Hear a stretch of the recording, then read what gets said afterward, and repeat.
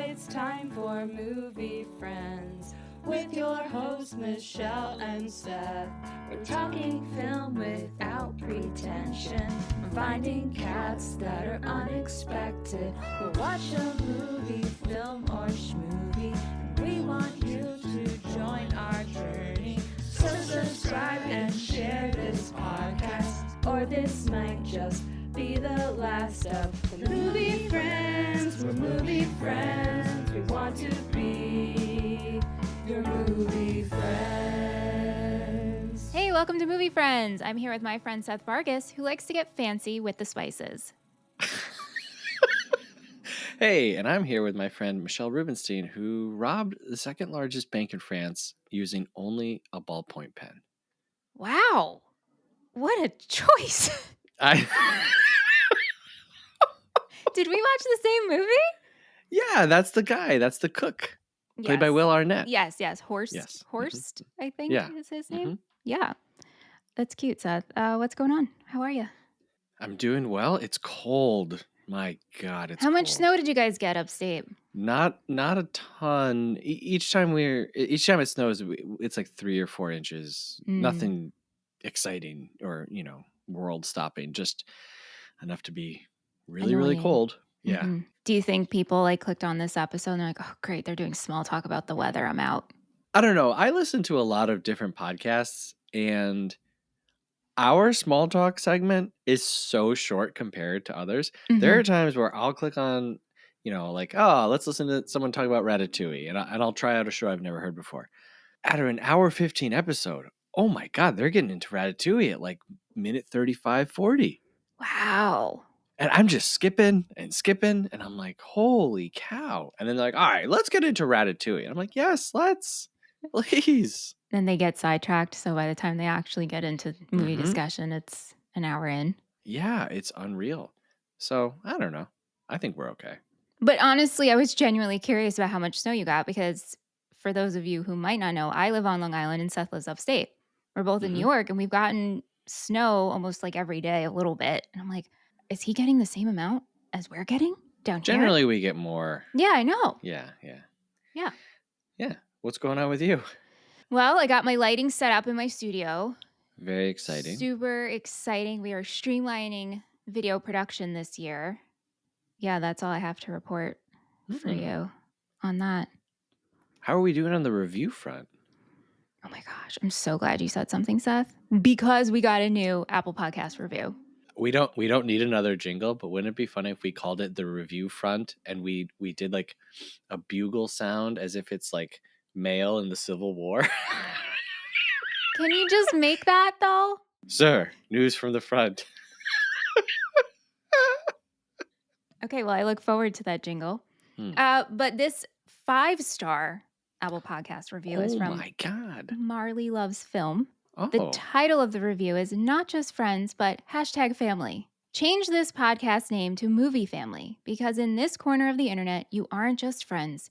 You are #family in all caps, heart emoji, car emoji, heart emoji. That's awesome. That's awesome. Thanks, Marley. Hey, that's from friend of the show, Marley. He's the host of the Real Lovers podcast, and he and I have a similar affinity for the Fast and Furious franchise. When I think of Fast and Furious, I think of Marley. Because Marley seems to love this franchise. Yeah. And I thought of him when I was watching the Super Bowl and saw the Fast and Furious commercial. Yes. I hope Marley saw this. Yes. It's like Magnum ice cream bar, right? Yeah. Yeah, I saw that Fast and Furious thing. And I was like, Marley. Yeah. Marley listens to the series that we do on Patreon, Stopping My Mama podcast. Exciting. We finally finished. We did all 10 of the main Fast and Furious movies, and we're moving on. The show is going to change a little bit. We're doing Smoke Signals next, which is just the furthest thing from Fast and Furious that we can do. So, well, thanks, Marley. Thank you, Marley. Hey, if you listen to the show and you haven't yet, please consider giving us a rating and a review. Bonus points if you put an emoji in there. I love the emojis. In fact, I'm making my own now. It's the only good thing about the Apple update. Oh, you hate the Apple update. I hate the Apple update. My mail looks so crazy. It's insane. I don't want to do it. I don't want to. Even my laptop is like, you can't use this feature because you need to update. And I'm like, I guess I won't use that feature anymore. Mm-hmm. Speaking of features, we got some emails. Email. First email, subject line is Willy Wonka with an exclamation point. It says, hello, movie friends. I just listened to your Willy Wonka app and I loved every minute. I had to email to give my thoughts because why not? It's a great question. Gene Wilder is incredible. He took the Wonka role to a new level. If we didn't have Gene, who is another actor that would crush that role, removing Johnny Depp and Timothée Chalamet, LOL. Really good question. I have an answer and it might seem like really, really left field. Michelle, have you ever seen the film Kung Fu Hustle? No. I would love to do that movie with you. Work it into the themes. It's so much fun. Anyway, Stephen Chow, he's the lead in Kung Fu Hustle, and I think he might even be the director. I would love to see his version of Willy Wonka. Do you have one? No, I don't. Oh, okay. Nope. Continue. The email continues. Michelle, you're happy with Wonka eating the teacup? My favorite part as well. The most satisfying moment. Yes. I LOL'd when Seth said, my crappies is Cheer Up Charlie because that song sucks. It does suck. It's the worst. The grandparents in the bed makes me furious. The logistics alone, people. Great episode, friends. And that is from Britt. Britt, hi. Thank you. Thank you so much. I'm glad that you loved every minute of that episode. Every minute. Not a minute went by that she didn't love. Yeah. There was a ticker that went off every minute in her head. And she said, still loving it. I'm loving it. We got another email. Subject is Do the Right Thing. And it says, one of the most important films in American film history. Even though it's based on actual events, it is incredibly prescient. This movie, not winning at the Oscars, is one of the most egregious mistakes in its history. And then they make a list of, the greater than. Mm-hmm.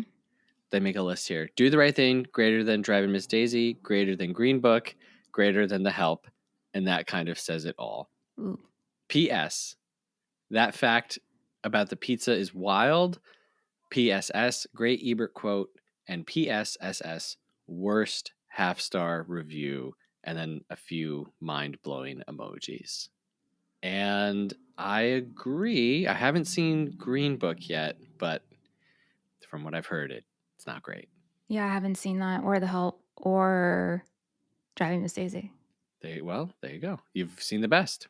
Don't need to see anything else. One day, I imagine you're going to watch a movie, and you'll just be like, that's it. I'm done. Trust me, Seth. The last ones. Thought that many a time in the past year. Wow. I don't ever need to see a movie again. You know what? I'm good. Yeah. Mm-hmm. Yeah. That's right. And that email is from Ben. Thank you, Ben. Thank you, Ben. And Britt.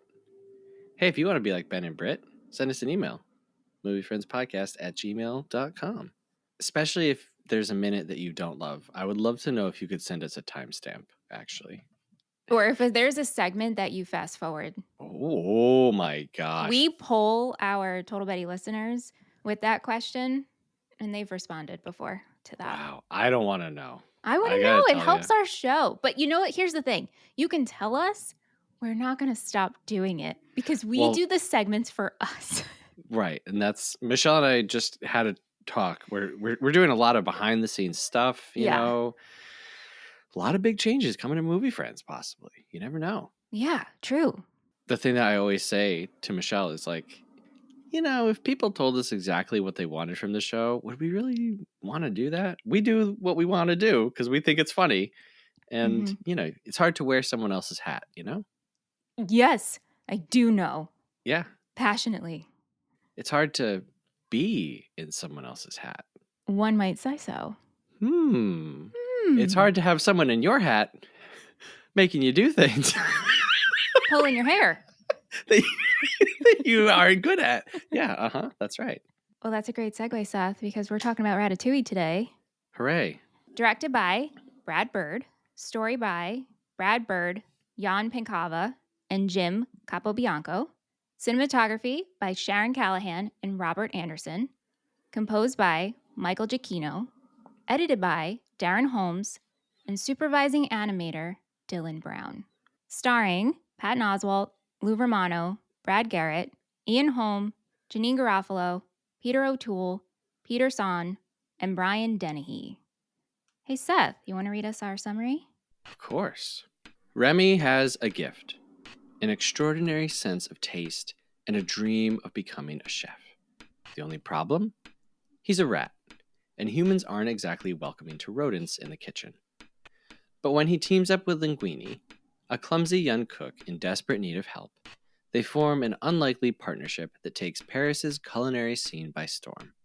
With a ruthless food critic watching closely and a scheming head chef standing in their way, Remy sets out to prove that greatness can come from anywhere, even in the dish Ratatouille. Beautiful. Wow, that was very well written. Thanks. Yeah. I rewrote this one a bunch of times. Interesting. Oh, sometimes I rewrite. Oh, man.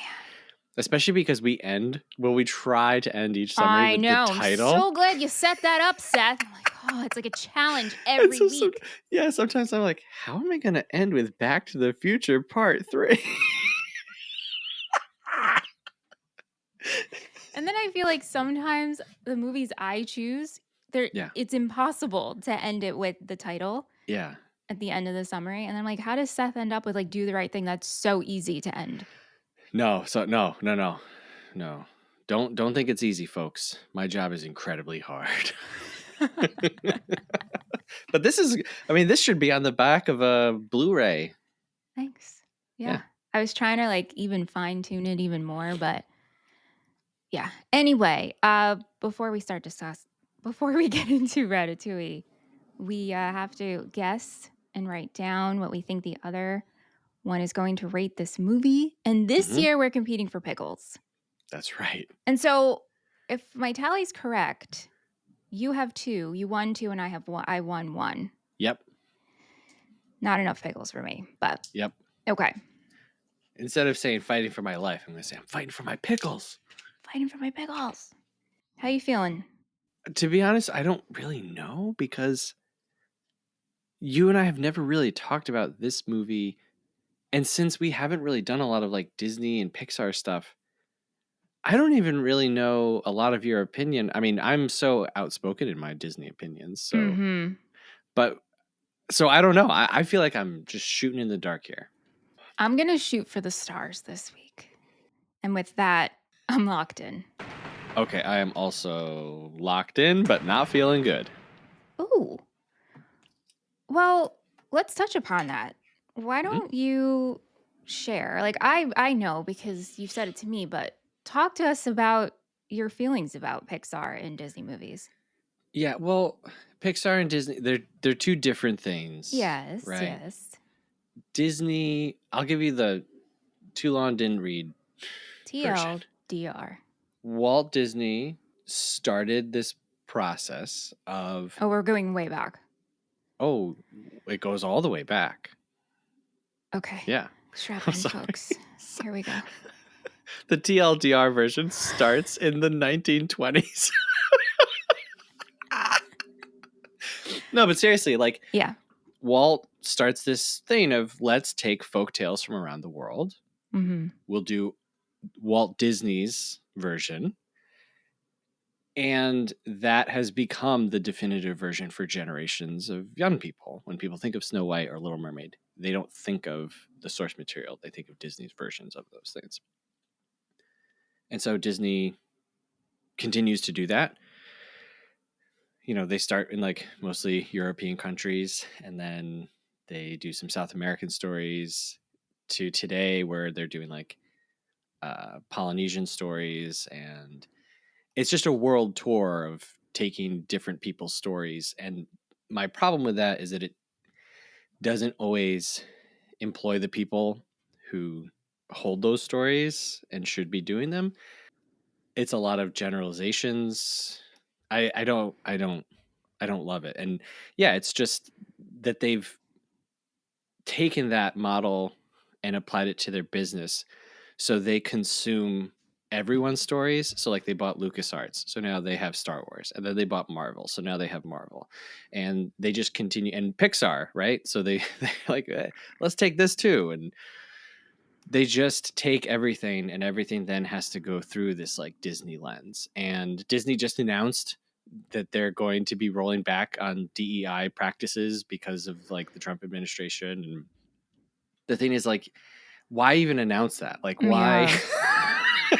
Like, so just that they have become, I mean, they've been the world leader in box office for how many years going back, you know what I mean? Like, and so you can say, well, these other stories still exist, but if you're a family living in America and you've got several kids, how many times a year are you taking them all to the movies, right? Movies are so expensive now.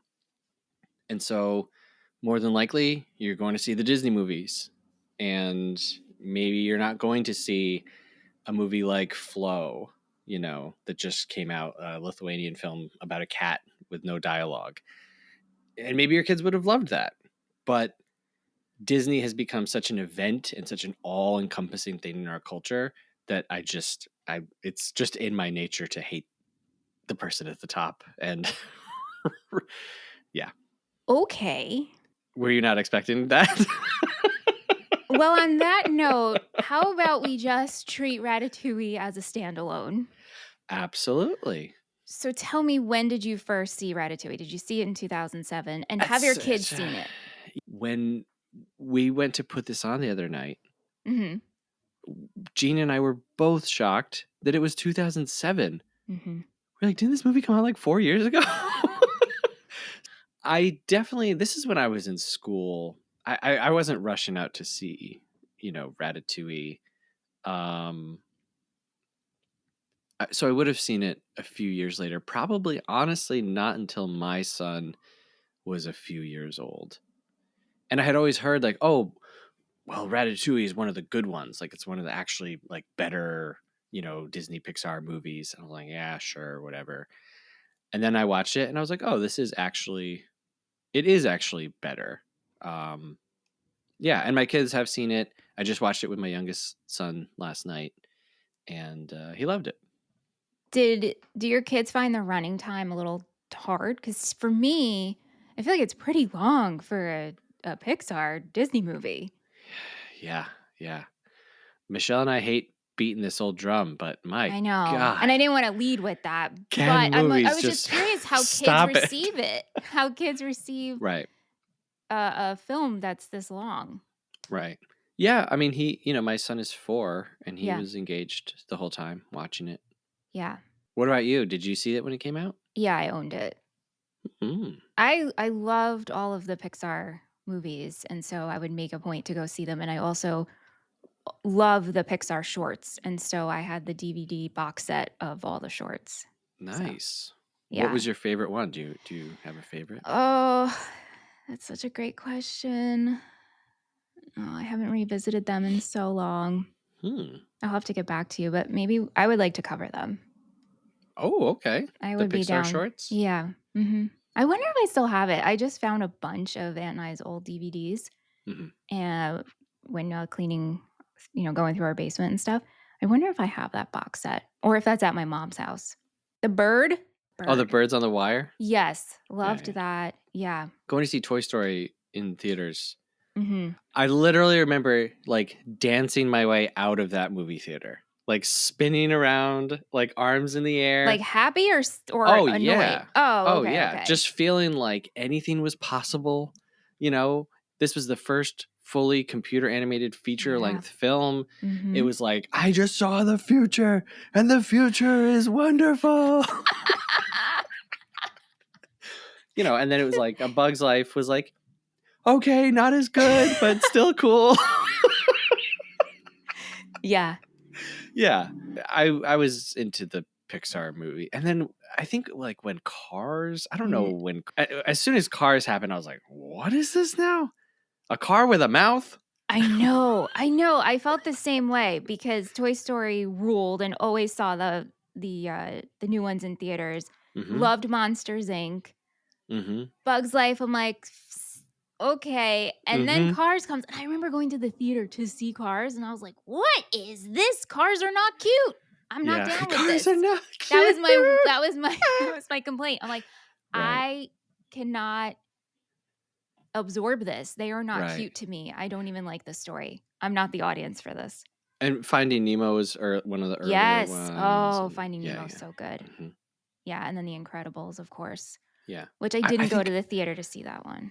I think I went to see The Incredibles as part of my 16th surprise birthday party. Is that possible? Who set that up for you? It was the type of thing where it was like, oh, we need to get Seth out of the house. Oh, okay. So we'll go see The Incredibles. It was some birthday. I don't remember. But I had a good time with The Incredibles. I liked that one. Yeah, definitely saw that one later after it came out. Yeah. But as far as Ratatouille goes. Yeah. Yeah. I love how this movie sets up Remy's story for us. And I love that we get to see a rat's point of view and a human's point of view at the same time. So in the beginning, we meet Remy and his brother Emile and his father Django, and they are living in the French countryside. And Remy is a foodie, but he actually has a real talent of pairing flavors together, and he has a really strong sense of smell. And so he's given the job to sniff out rat poison for the colony. Yeah. Even though he really wants to be a gourmet chef. Yeah. Yeah. As someone who has worked in restaurants, in different kitchens for like years and years and years, I was like, oh, I don't use rat poison or anything like, I'm not into the poisons and stuff like that. Have you used traps? Look, man. Hey, you got to do what you got to do. What you got to do. It's such a bummer, but like genuinely, you got to do what you got to do. Yeah. Yeah. So if we can try for our discussion portion to try to like not go into, is this believable? Is this not believable? Oh, yeah. Well, but that being said, there is actually one part that I can't get behind, and I think this is absolutely ridiculous, and I don't find this believable.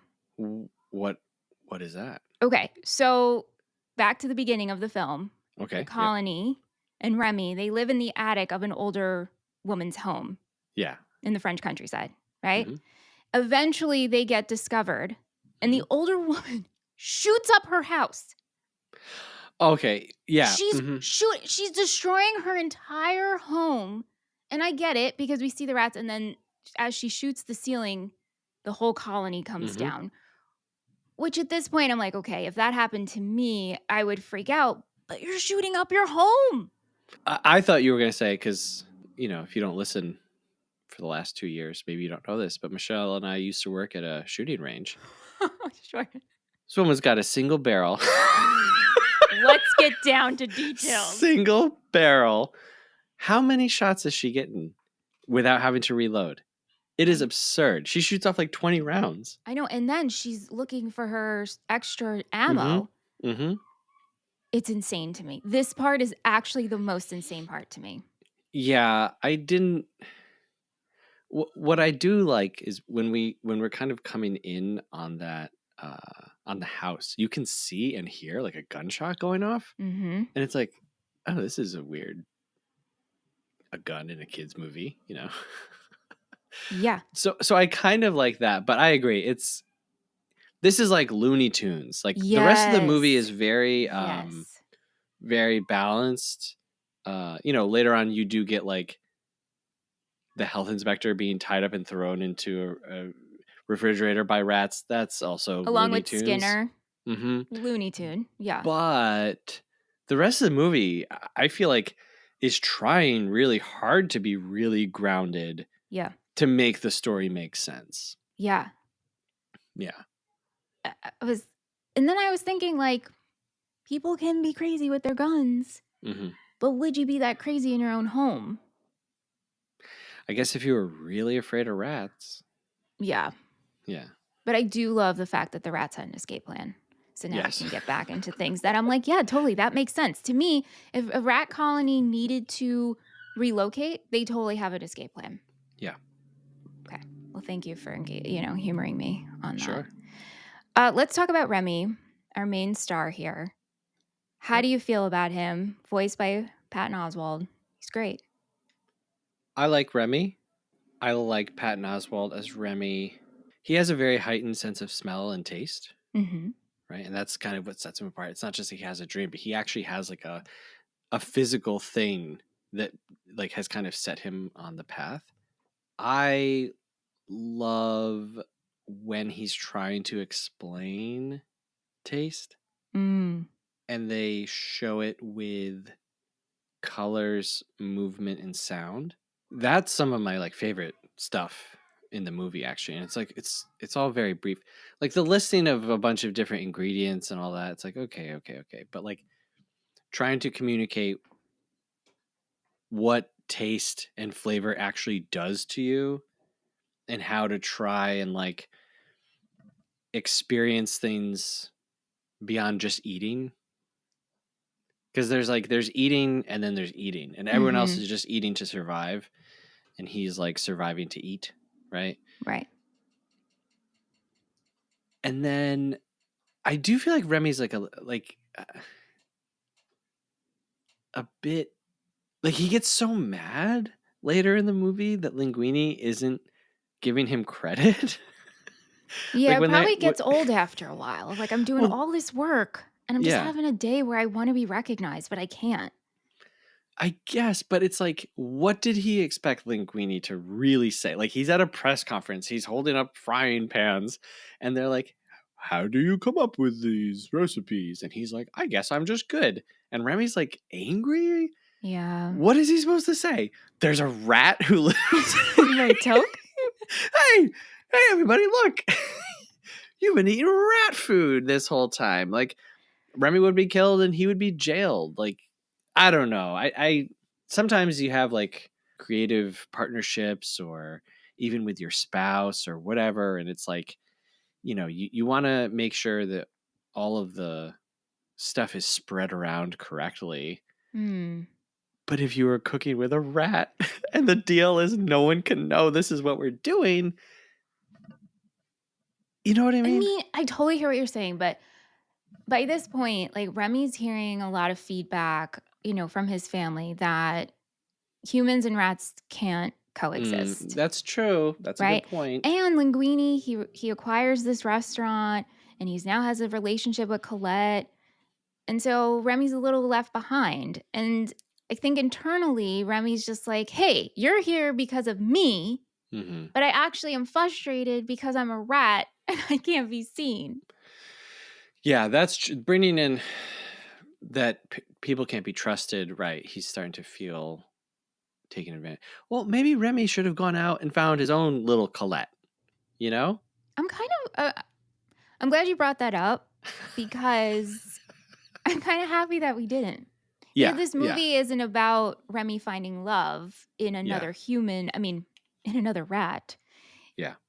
Or a human, I guess. Can you imagine? If Remy fell in love with Colette? I mean, I could see that like having a crush, but it could not be reciprocal. He's controlling Linguini to like hug her and stuff. No. That's a sequel that I would actually love to see. Remy in love. Yeah, but why can't Remy... He's like dancing. He's dancing with someone. Because then it's like Cyrano, and this story is kind of like Cyrano. It's like, hey, there's the guy that you can't see who's actually feeding me the love lines and whatever. Right. That's really weird. It's like a dark version. Yes. Or you don't have to make it dark, but it could very... Well, I mean, imagine you fall in love with Linguini, and then you find out it's Remy who has all the moves. Right. Like Linguini, you meet this guy who can cook and dance and maybe do other things, but it's actually a rat. The whole time. And Linguini has to wear a hat the whole time you're with him. I'm like, that's weird. Every time I go on a date with this guy, he's always wearing a hat. Hey, the hat stays on. The hat needs to stay on. Yeah. Uh-huh. Yeah. Yeah. Wow. This would be great. Ratatouille has its own storyline here. You're welcome, Brad Bird. Okay, sorry. Yeah. Let's talk about Linguini. Sure. Voiced by Lou Romano. He gets hired at Gusteau's, which we'll get to Gusteau. Mm-hmm. But his mom, Renata, mm-hmm. was involved with Gusteau. And so he goes to Gusteau's with this letter from his mom and gets hired by the main chef there, Skinner. What made me legitimately LOL is when Linguini is in the kitchen and he's getting hired as the garbage boy. And they ask, "How is your mom?" The staff ask, "How is your mom?"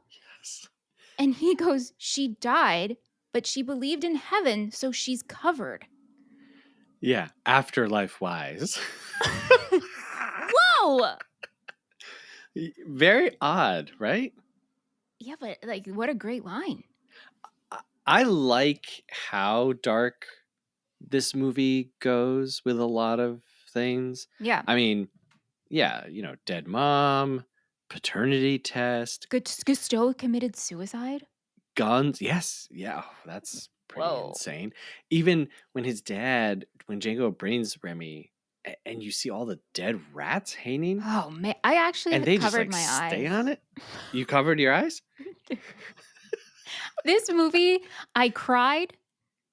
I teared up. I sobbed. And I covered my eyes. Wow. You're feeling a lot.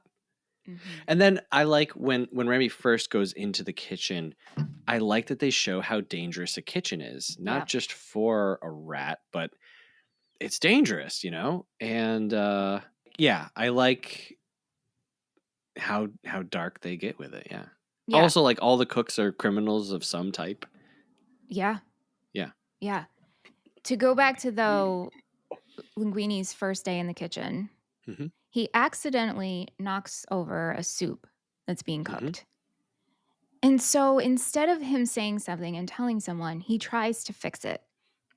Yeah. And Remy is looking down, and this is when he's talking to his little spirit guide, Gusteau, and he's telling Gusteau, like, he's going over, all the roles in the kitchen, which I love. Like, if you're Linguini and you knock soup off of the stove, are you going to try to fix it? And so I'm coming to you as someone who has worked in a kitchen and owns a restaurant. What should we do here if this happens? Yes, all the time people make mistakes and then they try to fix it. Something that I say all the time to people I work with is don't make two mistakes. Meaning, I made a mistake, I messed up this order, or I messed up this item, or I put something wrong. Okay, well, that was your first one. The second mistake is sending it, right? So if I make a burger for you and I put cheddar on it and you wanted Swiss and I plate that and see that there's Swiss on it, don't send it, fix it. You know what I mean? But there's this like fear that comes over you of, okay, well now if I fix it, it's going to be late with all of the other food, or I'm going to get in trouble because I'm wasting money, or, right? All of the different things when we make a mistake as humans. And like working, I mean, a lot of professions are like overcoming your natural instincts as a human, but as a cook, you really, really have to overcome a lot of insecurities. And like with Remy being so upset that someone else is like getting all the glory, it's like,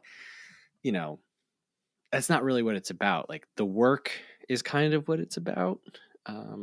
So yes, I have seen people do exactly this thing.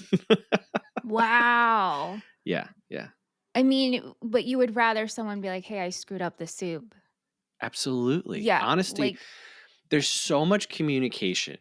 Like working in any type of food environment, there's so much communication that is vital to everything working, that if you have a liar, oh, it ain't gonna work. You can't trust that person. It's like being on a bank heist crew. Right. You know what I mean? You've all got to be on the same page. You all have to have the same goal in mind, and then you find out that this guy over here is like stuffing dollars in his pockets. Now you're like, the job is off, kind of a thing. Well, yeah, then you can't trust them. Yeah. So from observing Gusteau's kitchen, how do you run your kitchen? Similar. So one thing that I do like about Ratatouille a lot is that they show a lot of the French way of cooking, which has become like the standard modern way of cooking. And if I can take everyone on a quick journey. Is this the too long didn't read version? Maybe. Okay. Back to the 1800s. Strapped in. For a long time in human history, you would go to a tavern or perhaps an inn, and you would sleep there, and they'd make you a bowl of stew.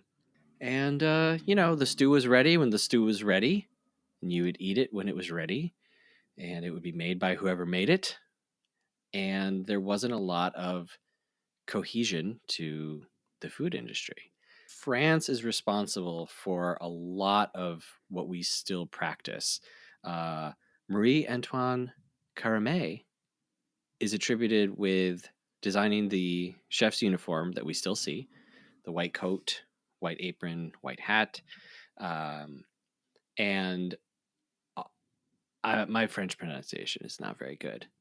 But this chef, Escoffier, is the one who he had been in the military, he had been a cook, and he's the one who introduces this like hierarchical system of head chef, sous chef, different people with different specialities, running things more like a military, running things neat, clean, efficient, not having tons and tons of ingredients, making it so that you can, fire off an order and have it come out in a reasonable amount of time. And then you can do that 30 times in one night with each dish. And yeah, so this being set in France makes a lot of sense. Obviously, there's different ways of cooking, but the modern setup of a restaurant all comes from France and French tradition.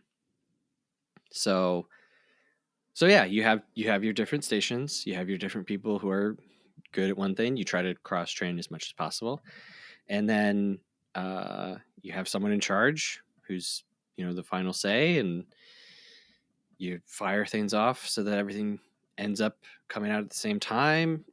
Everything that Colette is saying is how you do it, and the difference is you don't have to be mean and angry. Well, sure. But you do have to be strict and firm, and you have to have ways of doing things, and everyone has to adhere to them. And yeah. So how you can't be like, let's do it different this time. Well, because right. I feel like it. Right. Which was kind of Gusteau's philosophy. Mm-hmm.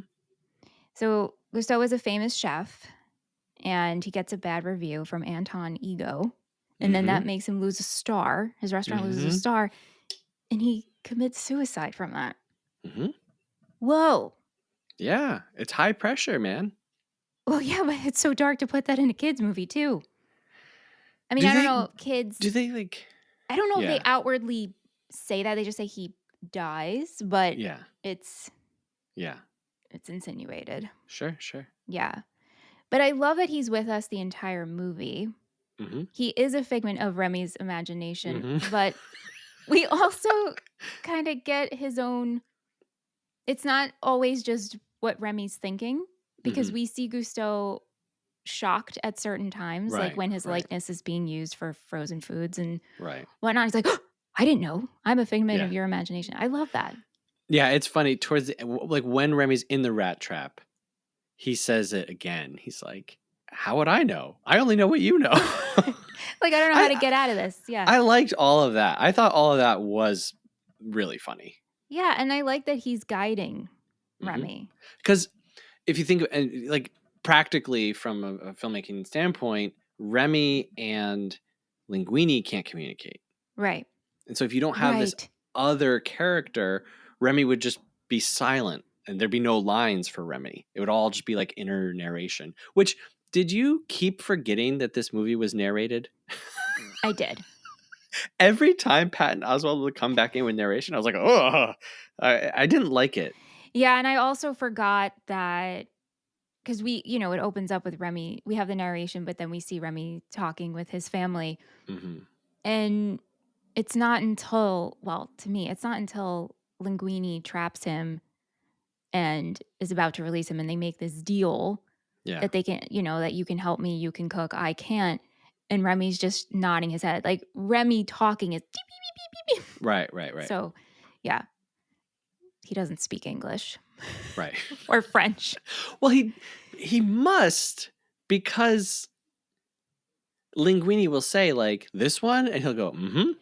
True. He understands it, but he doesn't speak it. Yeah. But he can't speak it. Right. And then he's just speaking rat to his family. Yes. Yeah. So Skinner is our main antagonist. He becomes the head chef of Gusteau after Gusteau passes away. Right. He's using his likeness to mass produce frozen foods. And then we learn that in Gusteau's will, it was stated that Skinner would inherit Gusteau's business interests. Yep.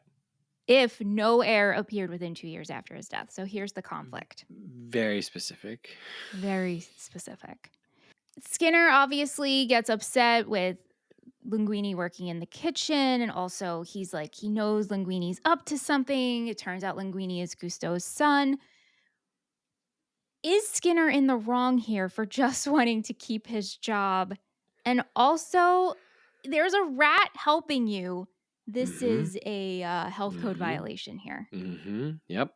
I see both points. I think, yes, you're going to lose everything, but right is right. And you should be honest and say, hey, by the way, this letter that you brought in said that you might be Gusteau's son. We need to figure out if you are or not. That's a very hard pill to swallow. Apart from that, though, I don't really think that he's doing anything wrong. Like, we're framing this like, oh, he's using Gusteau's likeness to sell frozen burritos. Ooh, aren't frozen burritos evil? Isn't that evil? Isn't that terrible? It's like, hey, I don't know, man. I eat frozen burritos. Poor people eat frozen food. So what if they want to eat it with this guy? And yes, we're comparing him with Remy, where it's like the true artist versus this hack. Mm-hmm. And it's like, Skinner wouldn't have been the head chef if he wasn't Gusteau's sous chef, probably. And so we're insinuating a lot of, and then obviously he's rude. He's a rude little dude. Which again, I don't think you need to be that in order to run a kitchen, but that's what a lot of chefs are like. Yeah. So no, I don't really think he's doing everything wrong. I don't think he's doing everything wrong. Yeah, because imagine if you went to Linguini with the letter, be like, we have to get this tested. And if you were nice, Linguini probably would keep you as chef because... Absolutely. Well, why not? You'd still have your job. Right. You'd at least work there. But it could be like, well, I don't want to be demoted. I mean, that's true. The chefs that I've worked with and that I've known, they're not... they don't take humility is not a big part of the job description. Yeah. So the idea of losing a position that you've worked for and that you've earned. And again, Colette also expresses that. She's like, I'm here because I've worked hard and I've earned it. And then Remy starts to surpass her and she's like, that's heartbreaking to her. Yeah. What did you think about Colette? I thought Janeane Garofalo was doing amazing acting. We may differ on that. Okay. I don't know. I feel like a lot of times I see her in roles and it's one note. Yeah. I love Janeane Garofalo. So I just want to say that. Yeah, I love Janeane Garofalo too. I think she's doing a good job for this character and what this character is saying. I like Janeane Garofalo, and I like that in Patton Oswalt and Janeane Garofalo being cast as like the two two of the leads in the movie. It's a cool nod to like alternative comedy in like the 90s that like these two are doing like this movie together. I just can't get over her accent in some parts. It just sounds like Janeane Garofalo doing an accent. It doesn't sound like a French woman. I mean, I don't think it sounds like a French woman either, but I don't hear Janeane doing a French accent. Yeah. Yeah. And it's like, why not just hire? Well, I mean, yes, why not I just agree. hire a French actress? Like, there's a lot of them. I mean, this goes back to what you were saying, and yeah, I agree. Yeah, we could have absolutely. I mean, you're gonna have a French restaurant with a French kitchen, and it's true. Cooks, look, if you're a cook, you should be able to go anywhere in the world and say, "I'm a cook. I know these principles. I can work in different places." And so, restaurants are like mini melting pots. But this character is a French woman. Just hire a French woman. Like, why? And I'm not even talking about it from the perspective of like, oh, it's wrong to hire Janeane Garofalo instead of a French person. It's just like, it's so her accent to me. Wow. So, and I don't want to say it's bad. It's Janeane Garofalo doing a French accent. Besides her accent, did you like her as a character? Yeah, she's great. Claude's great. I don't ship her and Linguini. To me, these two, don't that's work. An interesting question. They just don't work for me. Hey, a lot of times in relationships, you have the strong one, and then you have the one who's a little bit more reserved, right? Strong personality, and then quiet person. So in that way, I kind of see it. It's not a good idea to form a romantic relationship, with the garbage boy. Oh, with that. Well, who can make good soup? He's not the garbage boy when they fall for one another. Yeah. I mean, it's interesting when Linguini takes over the kitchen, he has ownership, and he goes and tells everyone. Like, he comes forward of like, hey, there's actually a little rat in my tote who's like controlling me. Like, how would you react? That's well, I actually I feel two ways about that moment, because I actually love that response from everyone because it's a little unexpected. Yeah. But my main problem with this movie being that it's a little long. There's a little too many ripples in the story, if you ask me. You can still do Remy's family, kind of believing in him. You can even still do rats helping in the kitchen without everybody leaving. And then we don't see them come back. So that was even weirder. But I guess the restaurant closes down, so there's no... Yeah, and they're living above no need. The new restaurant, Ratatouille. Yeah. But honestly, if it were me, and I was going to ask you this question. If someone was like, this rat controls my body and I cook, I would be like, okay, let's see. Like, I want to see this. Is the rat clean? Is it hiding in your hat? Well, then what's the problem? Who cares, man? I feel the same way. Yeah, like if Remy made you a meal, would you eat it? I'm going to be honest with you. I have been asking myself this question for days. Because of a little rat, if I saw a little rat in my kitchen and he made me an omelet and then made himself an omelet. Wow. I'd probably cry. I mean, I don't know what I would. Right. But in real life, okay, if this truly happened, I don't know if I would eat it because diseases. I would eat it. I just witnessed a miracle. But I think I have to. I would get very close and shake the little hand and boop the nose. Sure. No.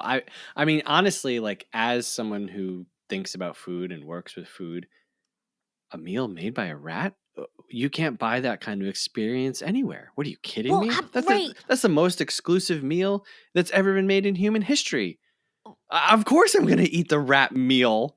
Okay, like let's say not a rat. Okay, let's say a gorilla. Okay, if a gorilla made a bagel. Like homemade bagel? Yeah, like a bagel. Like they need the dough. You know what I mean? They boil it. They bake it. If someone said to you, "This bagel was made by a gorilla," would you eat it? I would. Absolutely. Well, I guess if the rat in my kitchen used the utensils, also, like, how did they crack the egg? Right. Such small hands. Anyway. The teeth. Well, then. Well, I'm still eating it. Maybe I don't this care. rat understands English, and I'd be like, "Did you wash your hands? Do you have any known diseases?" And they'd be like, Right. You know, and I'd be like, "Okay, I'm clean. I'm clean," and shaking, shaking their little heads. Yeah. Yeah. It's funny because seeing all of the rats gather in the kitchen, it is. I love this scene, but also when I really think about it, it kind of gives me the heebie-jeebies. Sure. Yeah, it's gross. And I think, we associate vermin with disease and stuff like that. I don't think that's the case anymore. Like, rats aren't walking around with the bubonic plague. No, I don't think so. No. It's not like, oh my God, that rat has herpes. Do you like rats? As far as love animals rats. go? You do? Oh, yeah. Oh, I love rats. Yeah, we had rats as pets shortly growing up. Oh, cool. Yeah, they're great. Yeah, I like rats. I've never had one as a pet, but I think they're pretty cute. Someone will have a cat and they'll just be like, oh, my cat scratched me all the time. It's so great. Like, they'll just live with it because you can, like, excuse that, Or like, oh, my cat bit me. It's okay. But as soon as you bring up a rat as a pet, like, well, what if it bit you? It's like, I don't know, dude. Dogs nip people all the time. Cats are scratching you and jumping on your head. My God, who cares if they're all animals? You know what I mean? I do know what you mean. So if it's a rat bite, whatever, I'll take it. On that rant, what I don't understand is a person can have one bad interaction with a dog and they'll still love dogs.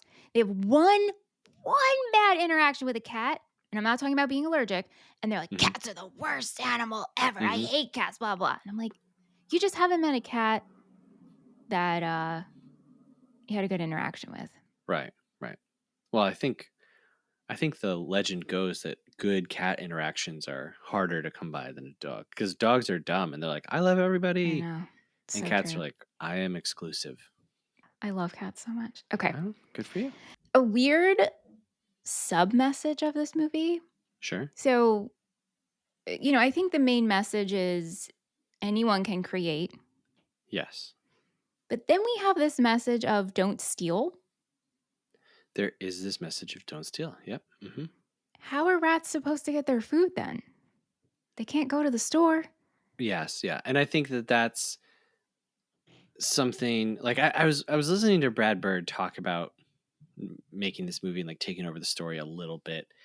And one of his decisions was he really wanted the rats to look more like rats, to walk on four legs instead of two. Because originally, I guess they were going to be like just up walking around like people. And he really wanted to separate rats and humans so that it seemed less possible that this partnership could happen. So we start out with Remy having that inkling of an idea. And again, Gusto is like all in Remy's head. And so he's like, I don't want to steal. I want to. So it's like whatever a rat does, he wants more. He wants more than anything. It's not just about taste and his dad not understanding flavor. It's like, I don't want to be anything like you. And so that's, I think that's just throughout the movie to kind of help solidify that separation. And then it also gives Linguini a good reason for kicking him out to create the conflict between them. When he's like, you're stealing food?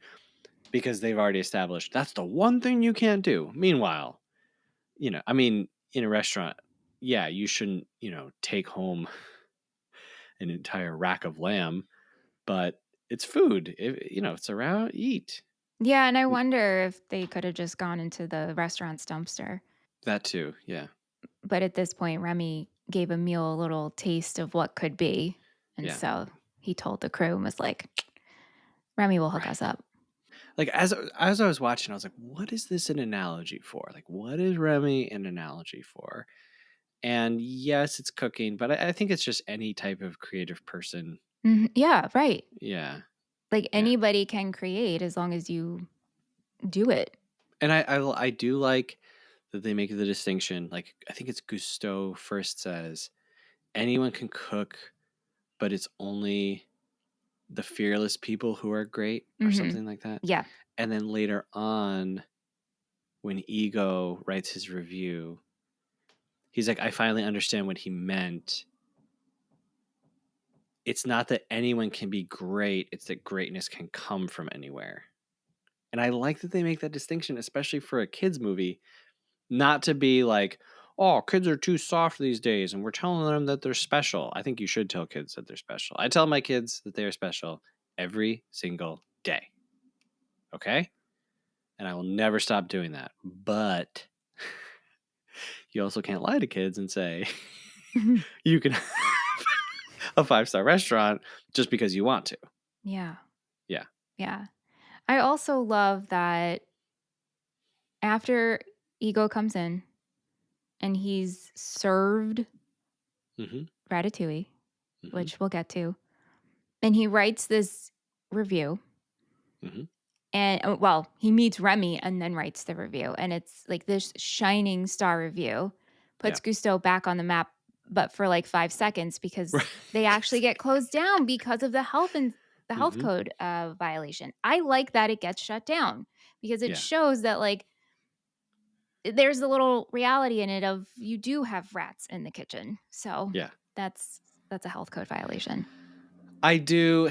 I again, I feel like I'm talking out of both sides of my mouth so much this episode, but I like it. But at the same time, it's like, do we need another ripple? Do we need another wrinkle to the story? You mean, but it's pretty quick because then it just shows that Linguini, Colette, and Remy move on. They open up another restaurant called Ratatouille, and the rats live above the restaurant. But again, it's like, but why? It is so quick that why did we even need to do it? Why do we have to do it? I guess so we can see the name of the restaurant, and so Colette becomes chef. They all lived happily ever after, and they changed the name from Gusteau's to Ratatouille. You know? I'm just tightening this move. Come on. I understand. I get tightening out. 2 hours to tell the story of a rat making a soup. Come on, man. And to make Ratatouille. So have you ever had Ratatouille? I have, yes. And that, I think, is the one thing that I mostly remember when this movie came out. I worked in a commercial kitchen a year, let's see. I guess a year after this came out. So people were always talking about Ratatouille. And I've made Ratatouille before. And it's nothing special. Well, and I think that's the whole point of it. Well, have you because I've only had traditional Ratatouille. I've never had the Ratatouille that Remy prepares, which is a variation of Michel Gerard's Confit Bialdi, which is the thinly sliced. Right. Which I had no idea until doing research for this movie that the creators worked very closely with Thomas Keller, who's owner of French Laundry. And they worked together to work on this variation or use his recipe of this variation of Ratatouille. And I also love that the animators really studied French and American chefs to really make the food look as delicious as it looks on screen. Right. Yeah. You eat with your eyes first. Yep. And how many times have you seen a picture of food and the first thing that someone says is, I know this looks terrible, but, right? And we all know enough about home cooking and how food actually is to know something can look like literal dog throw up and it's like the greatest thing that you've ever eaten. But in as much as cooking is controlled chaos, the next step of that is presentation. And it's like, hey, yes, I can make this meal on demand in 10 minutes, which, for people who are non-cooks is an impossibility. It would take them 3 hours and your entire house would be, covered in flour and whatever. So It's controlling chaos, and then you take it to the next level with presentation. And I do like the presentation of the Ratatouille in the movie. Like, it does look very good. And if you are watching this movie and you don't know what it is, you're probably like, I gotta, and then it's basically just like some vegetables and oregano. Yeah, with a sauce of vinaigrette. But I love that it's a simple dish reinvented that transports ego back to childhood. I love this moment, Yeah, obviously. I mean, love come on. it. This is where I'm sobbing. Yeah, it's the moment of the movie, and I think it's one of the moments of Pixar's career, in entirety. I would have liked more if Remy, knowing that Ego was coming, found out that he liked Ratatouille as a kid. Because it being just happenstance. It's random, and right? Random. Now it kind of leaves Earth again and goes into this kind of miraculous, not realistic thing. Where if instead he said, okay, I'm going to show you how good I am by recreating this thing that is very beloved to you and you view as very simple. Like for me, growing up, one of my favorite meals that my mom would make was instant mashed potatoes, ground beef in a brown gravy with frozen mixed vegetables in it.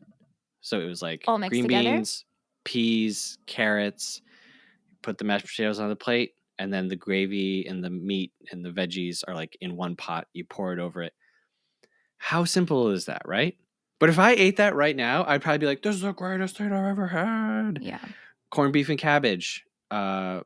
Even without the corned beef, actually, just boiled dinner, cabbage, potatoes, carrots, maybe a little bit of onions, just boil those in a pot. That's one of my favorite meals. I love like that is too. like such comfort to me, right? Yeah. Mm-hmm. So I love that they do this where they're able to cut through all of his expertise and all of his like snobbery and just bring him back to like, oh, right. The reason I love food is because food is comfort and it was used to comfort me. And that's what I've been chasing this whole time. Was there a food in the movie that you would want to taste? Besides the end dish of Ratatouille, but was there something that looked so good where you were like, oh, I wish I could buy this? I mean, the bread, but that's just from hearing. I'm sure they actually recorded actual good bread being cracked. Yeah, I want the strawberry and the cheese together. The omelet, I want that omelet. I would like to try the soup. Linguini's special, where he updates the thing with like the licorice sauce, and I was like, okay, no, thank you. But I was like, oh, that soup looks good. Yeah. I would even try the mushroom that we charred. Oh, with even though I'm not a mushroom person, but I would try that and grab in a little saffron. Me either. I've finally been able to eat them though. Is it the way they're prepared though? Because like I still. No, I just, I always push myself to try things and to retry things. And so every 6 months for like the last 15 years of my life, I'll try mushrooms again. And I'm always just like, no, not for me. And within the last 6 months, I'm actually like, okay, yeah, I'll eat them if they're in something. So I've changed. Better you than me. Mm-hmm. Now tofu, and I still can't do like tripe, like menudo, intestines. Same. Yeah. Obviously. And then tofu, I've never eaten tofu once. Which is crazy. It has never passed my lips. I can't. I blame that 100% on the TV show Clarissa Explains It All. Because as a kid, I watched that show and the mom was always trying to get her to eat tofu. And it was like anti-tofu propaganda, that show. It's just the way you prepare it. I'm sure it is. As most things, right? I'm sure someone could give me tofu that would knock me off my socks, or what do you call it? Whatever. Knock me off my feet. So tofu is the next big one for me, and I'll do it eventually. Yeah. I just wanted to bring out, like, this might not be something that people who watch Pixar like your whole life, especially like if you grew up with watching them, you might not notice, but like Pixar loves doing stories about two people. And it's almost always you got your one person and they're living their life, and then they encounter another person. And usually that person like upsets the apple cart of their life, but then they end up becoming really, really important to them. So Toy Story, obviously, right? Ratatouille, Finding Nemo with Marlin and Dory, Wall-E, even Onward. They already know each other, but whatever. Inside Out starts as an ensemble, but then it really just becomes about joy and sadness. Cars, Lightning and Mater, even Soul, Up, right? It's about the old dude and the little boy. So it's very interesting to me that they keep recycling this idea, and that this is something that they find comfortable like communicating to kids, especially. And I think it is a good like lesson to learn, but it's interesting when you look at their filmography and you're like, oh, this is all. Even Luca, is about the two boys and the one kid who's trying to get the other kid to kind of come out of his shell. Yeah. This is a formula. Yes, but it's like one that they really, really stick to. I notice a lot of people talking about like how comforting this movie is to them. And it's just not that for me at all. This movie is really stressful for me. I agree. It's very fast paced. Not the pacing of the film, but there are a lot of, especially Remy's point of view scenes, and we're just like running and trying to escaping, and it is stressful. I wouldn't say this is a comfort for me either. Yeah. So I'm curious if any other people who work in the food industry feel the same way. Because to me, like if I were going to make a movie that was like a feel good cooking movie, it would take place in a home kitchen. It would not be anywhere near a high level French kitchen. You know what I mean? Like that's, no. Yeah, I mean, I've only worked in a deli. And even though I've never worked in a restaurant, this is stressful for me. Food service is food service. Well, I mean, you know my deli stories. Yes. I was the worst person to ever work in a deli. Me cutting cold cuts. The principles are all the same, you know? I hated it. Yeah, and I love how stressful. Colette talks about making yourself small. Yeah. That's something, it's so hard to explain to people. Like if you work at a desk, I guess the only thing I could really see it being similar to would be like working in a hospital. Yeah. Like your bodies are moving, you're spinning around people, I mean, the reason why you have things organized is so everything is neat and clean and handy so that you don't have to move around. But when it's go time, it's a very, very like physical involved job, and making yourself small is like such a huge, huge, huge part of that. And I love how they show I love how they show Linguini's just so clumsy and like sucks at fitting in between the spaces where you're supposed to. And, Colette explaining restaurant work is another one of the parts I really like. Yeah. And plus, like, Linguini is being controlled marionette style by a rat, and so he has no control over his body. True. So, yeah. I wanted to share some Pixar Easter eggs for you that can be seen throughout this movie. This was gathered from the Disney Wiki. So, okay, thank you. You're welcome. The Pizza Planet truck. I was thanking them. Okay, well, I'm saying you're welcome because I'm about to read them to you. That was so worth an interruption. But the Pizza Planet truck from Toy Story appears on the bridge over the Sun River. Oh, I didn't see that at all. In the scene where Skinner chases Remy. I did not notice this. And then when you look at the screen grab, it's so blurry. I don't even know. Right, yeah. You could tell me it's it, but is it? Right.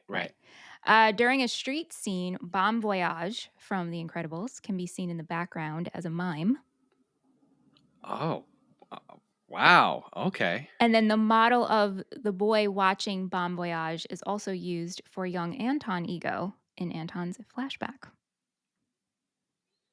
Wow. Okay. Mm-hmm. A shadow of Doug from Up can be seen as Remy runs through an apartment. Up came out before this? No, this is from the later Pixar feature. So I'm like, this is kind of a stretch. It's just the shadow of a dog, but maybe it was like, hey. Yeah, because they're in production for years, so. Yeah. Yeah. When Linguini is trying to find a place for Remy to hide, it is revealed his boxers have the Incredibles logo on them.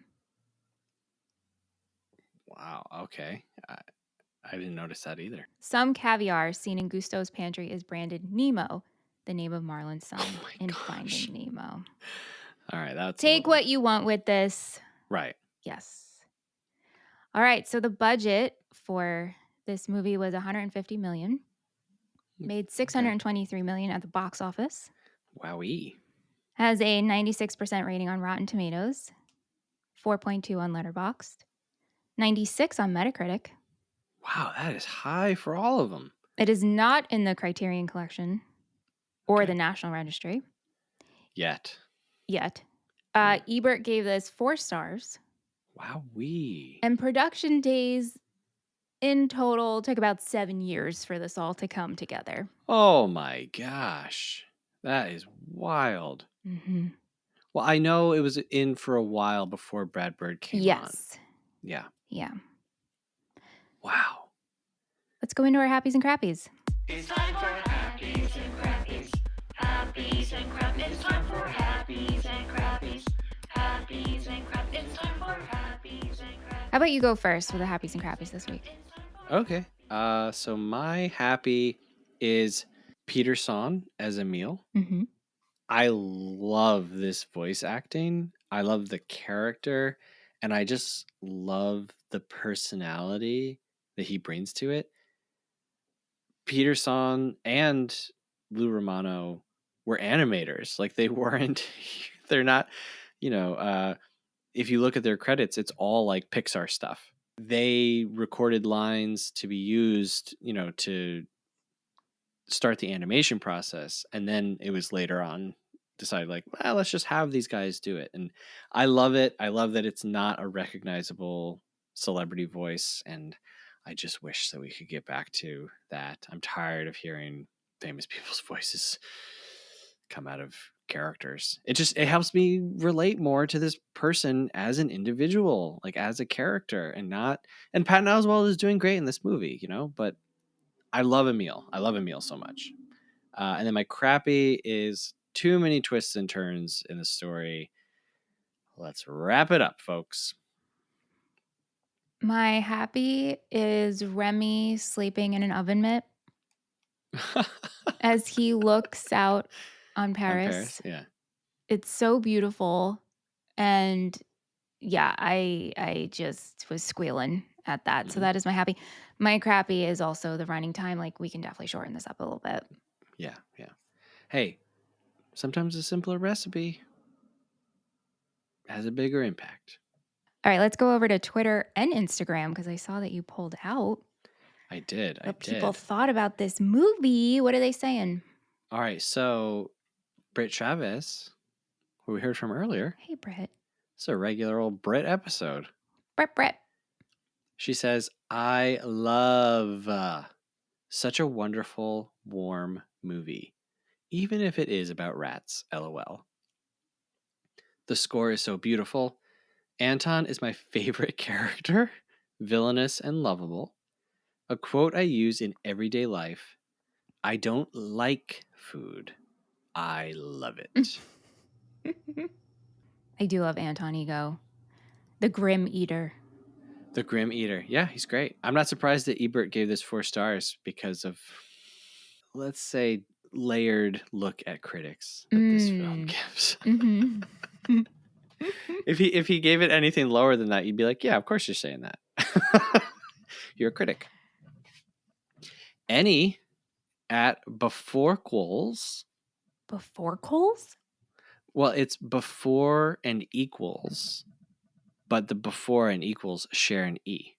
Okay. Yeah, Before Quoles. They wrote something a little longer, and so they actually shared a photo of a note app. Whoa! So I'm going to read this here. That's exciting. When I was little, from ages 4 to 15, I so wanted to be a chef. I remember watching this movie and feeling hopeful because if a rat can do it, so can I. I never even questioned why a rat could cook.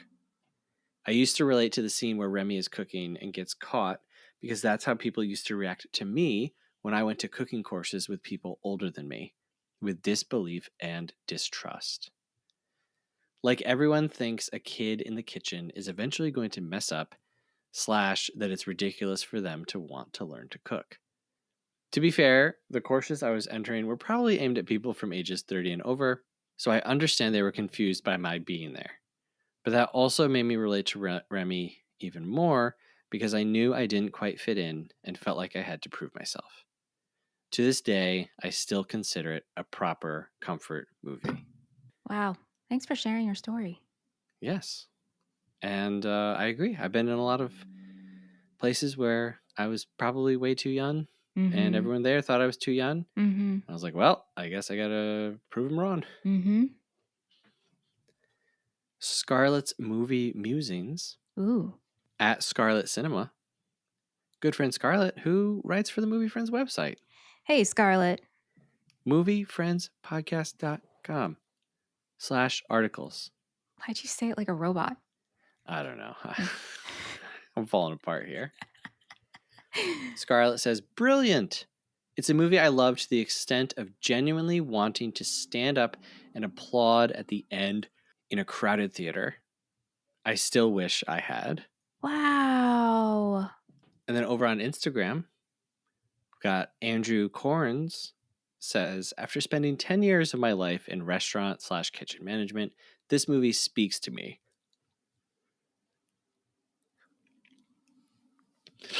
Cry, laugh emoji.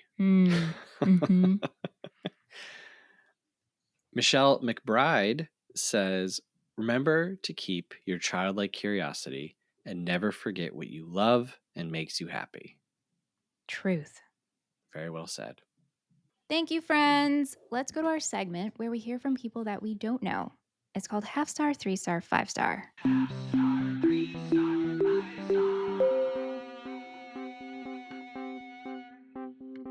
These are reviews from letterboxd.com, which is an app and a website where you can log, rate, and review movies. We start with a half-star review, which is the lowest rating you can give a movie, and we go all the way up to a 5-star review, which is the highest rating you can give a movie. Seth, as always, is going to read our half-star review, and I'm going to request a French accent. All right. Yeah, I don't do a good French accent. And thankfully, along with Italian, it's one of the last accents that you can be really bad at and nobody cares. I feel like I could do a French accent for like a couple of words. Try it. Oui. Yeah, good. Anybody can do a French. If you say oui, it's like you. Bon oui. Bon oui. Yeah. Zite comme message, anyone can cook. It's like. Oh, this is gonna be bad. This is a long one too, and I have not read this prior, so I'm definitely gonna be slipping in and out of this accent with yawns. Yep. The take-home message, anyone can cook, is a dangerous and objectively incorrect philosophy that will likely get someone severely hurt. After watching this film, giddy with excitement and determinism, I poured myself a tall glass of blue raspberry svedka and rummaged through my late grandmother's cookbook, landing on French onion soup. After hours of drunken delirium, I produced what I could. I produced what I can only describe as a biohazardous bowl of hellspawn gruel, sinful enough to kill God. The radioactive sludge from the depths of Reactor 4 in Chernobyl is likely more edible than the nasty soup I somehow summoned into existence. Sure, a good cook. Sure, a good cook can come from anywhere, but I'd like, but but I'd like to see that rodent try to make even a sandwich while scalp deep in a Svedka binge like I was, and still come out. FR. It just cuts off there. Oh, from the fire and say anyone can cook. There you go. This There you go. review is bonkers. I guess they got really drunk. Blue raspberry Svedka? Like, you got drunk, you tried to make a recipe, it didn't come out good, and you're blaming the movie? I mean, it's a dangerous message. Anyone can cook. 3-star review. It was good. Don't really care for rats. Was jealous that the rat Come on. was jealous that the rat could cook better than me. I thought the rat was high when he mixed the cheese and the strawberry. Yeah, absolutely. And I don't think he's actually high, but it's like, look, I feel bad if you haven't eaten food that made you feel like you were in an altered state of reality. You need to eat more. That's right. And you need to cook. Yeah. Yeah. Don't really care for rats. Don't care for rats. Well, good for you. They're not real. This is a cartoon. I was telling Seth when I was pulling these reviews, so many of them said, this is so unbelievable. Rats can't cook. This is so unbelievable. I'm like, guys, this is an animated film. Okay, anyway. Right. 5-star review. Another film who makes me want to eat cheese. My interpretation for this movie is that this film is for the dreamers who doubt themselves because the people surrounding them hold them back. Take the risk instead of living with regret for the rest of your life. Great message, animation, storyline, and well-written characters. Very nice. Very nice. So we rate a movie as a schmovie, movie, or film. We also rate it 1 to 5 stars, give our final thoughts and recommendations.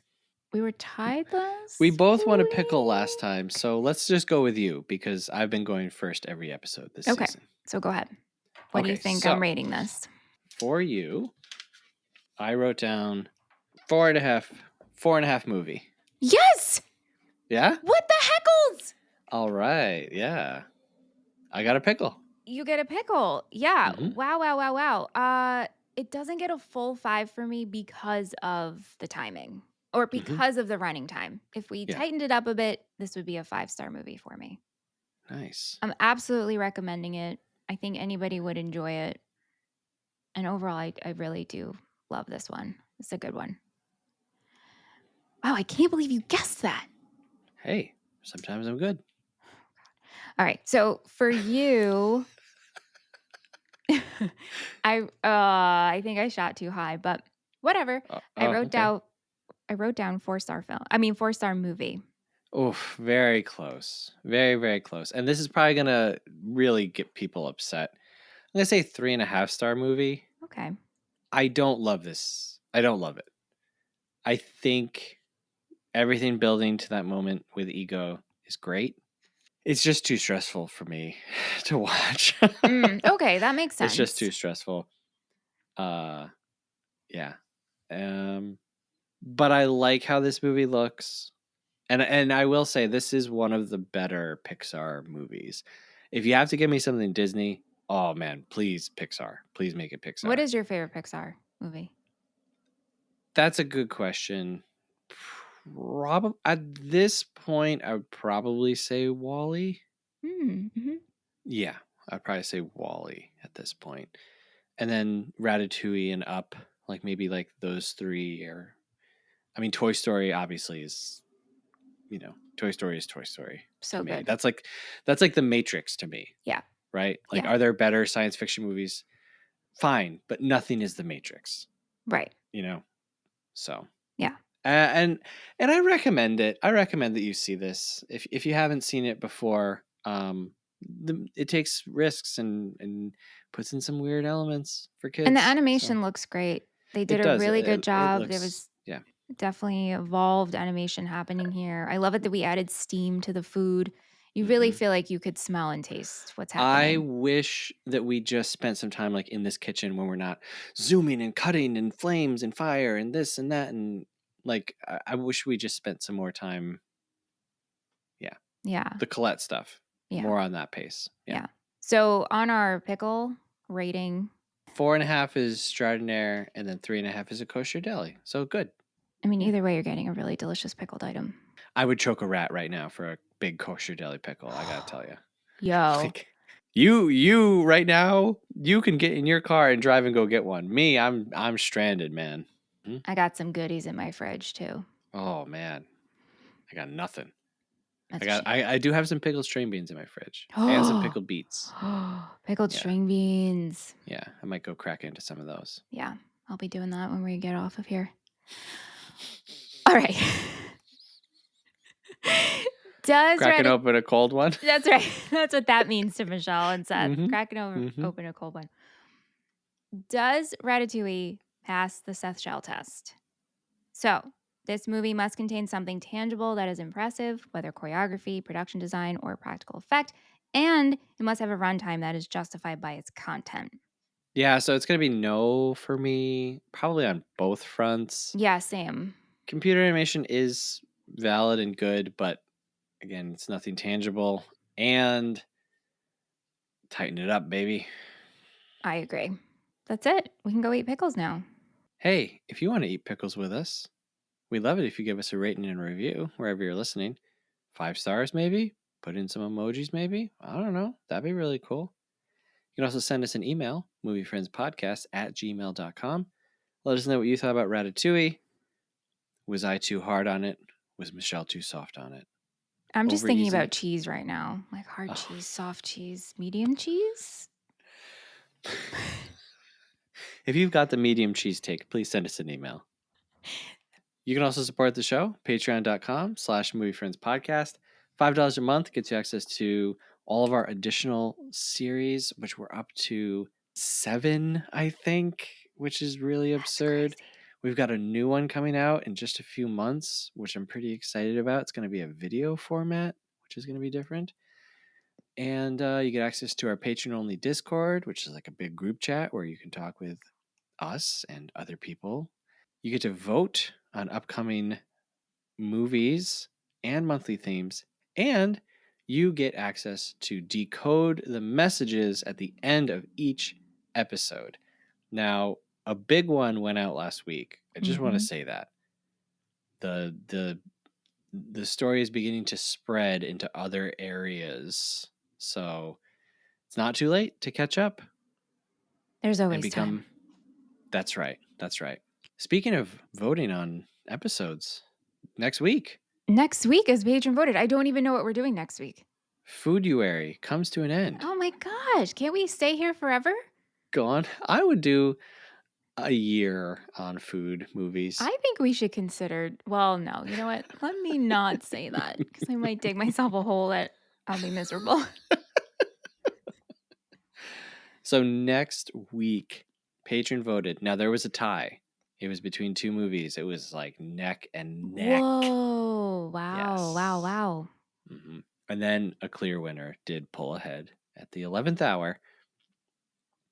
So next week, we're going to be talking about Pig, directed by Michael Sarnowski from 2021. It is 92 minutes, and it stars someone who hasn't been on the show in a while, Nicolas Cage. Yes. Whoa. Have you heard of this movie, seen it? I've only heard about it from reading it on your list. Got it. Okay. Actually, didn't you have this on your list for Sethember? I did. That's the list I'm thinking of. Okay. Yep. So I kind of want to tell you nothing about this movie. Is it about truffle pigs? You're not going to tell me nothing. Yeah. All I'll say is for the career of Nicolas Cage, for movies of this type, and for food movies, it's a special movie. Okay. So take that however you want. Yeah, I don't know how to take that, but that could go so many ways, but that's okay. I look forward to another food movie, in a Nicolas Cage movie. Yes, absolutely. It's a good one to go out on. What was the runner-up? Would you tell me or no? The runner-up was a French film, actually. Yes, Oh, wow. Nominated by our dear friend Kate. Oh. Delicatessen from 1991. Wow. Much weirder, different movie. Interesting. Mm-hmm. Mm-hmm. Well, hey, thanks. This was the first Pixar movie we did. Yeah. Almost 200 episodes in. It's okay. I get it. It's not your favorite. So, plus, like, they haven't really fit into the themes. Yeah. Too much. Yeah. I think we considered doing Toy Story for Buddy Month. I think you're right on that. And somehow we did Shrek instead. Evil. We could have done Toy Story 2 as a live show. Oh, we could have watched Toy Story 3 for Trilogy Month.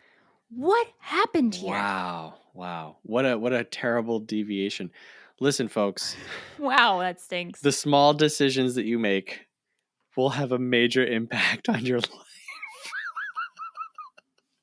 Anyway, hey, thanks, Michelle. Thanks, Seth. Thanks for talking Ratatouille with me. Hey, and thank you very much for listening. And remember, folks, anyone can cook. Till next time, thank you for listening. Have a good one. Movie Friends is produced by Seth Vargas and Michelle Rubenstein. Theme music by Jean Marie Vargas.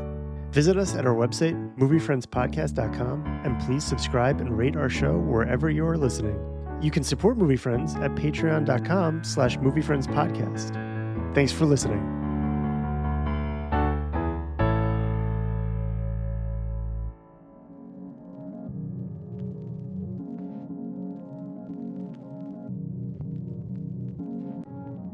Incoming. Message incoming. Message to Michelle's inner circle. Remember, kids, only Michelle's inner circle can decipher this week's message. Get ready. Get ready. Get ready. Message number 6. 52. 74. 73. 67. 78. 83. 53. 79. 86. 55. 73. 77. 76.